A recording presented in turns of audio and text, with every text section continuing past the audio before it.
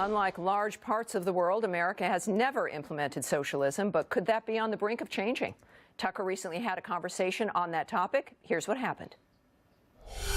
America's economic system is in trouble and has been for more than a decade. It never fully recovered from the financial collapse, and that's been true regardless of who has been in the White House.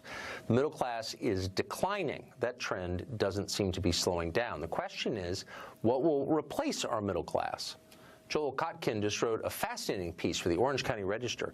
He predicts that America is headed for a regime of oligarchical socialism, where super-rich business leaders like Mark Zuckerberg buy off the masses with programs like a guaranteed minimum income. Joel Kotkin joins us tonight. Joel, that was, I thought, a fascinating piece, a dystopian piece, a terrifying piece. I hope you're wrong in every detail, but what if you're not? Tell us what this is going to look like. Well, I usually don't think I'm wrong. I think what's basically happening is we have a very small number of people who have unprecedented wealth and parts of the economy and control over media like we haven't seen before. And their business models are not unionized. They generally hire, a lot of these firms hire a lot of part-time workers. They hire a lot of people from overseas in Silicon Valley, as much as 40% of the tech workforce. What they don't want to do is pay the benefits and the pensions that the evil companies like oil companies and manufacturing companies do to their employees.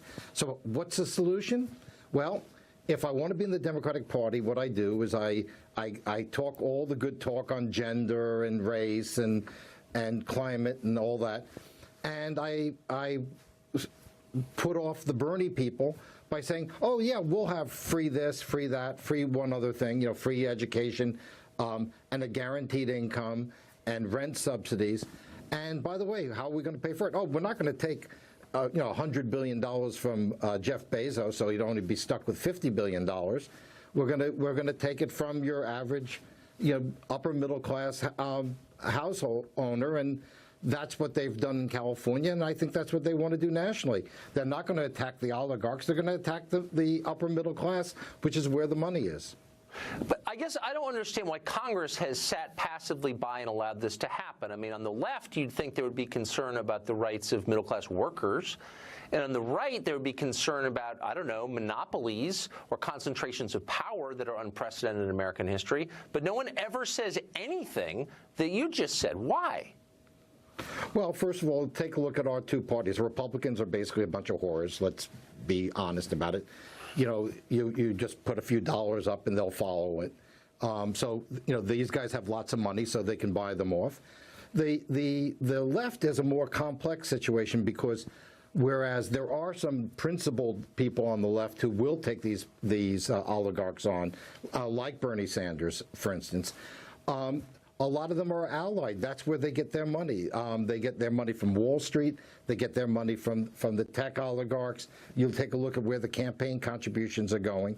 So the problem is, how do you have a Democratic Party that is basically made up of the richest people in society, and how do you serve the middle class and serve those people at the same time?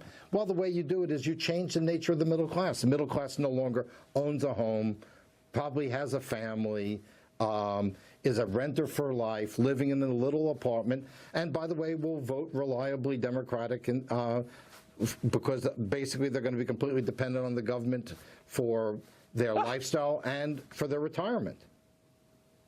It makes my heart beat faster. Listen, this makes me so mad. We need a Teddy Roosevelt, the flaming sword of justice to restore the American middle class. Joel, thank you. It's totally terrifying. Pleasure. Again, I pray that you're wrong, but I suspect you're not. Thanks. Well, thank you.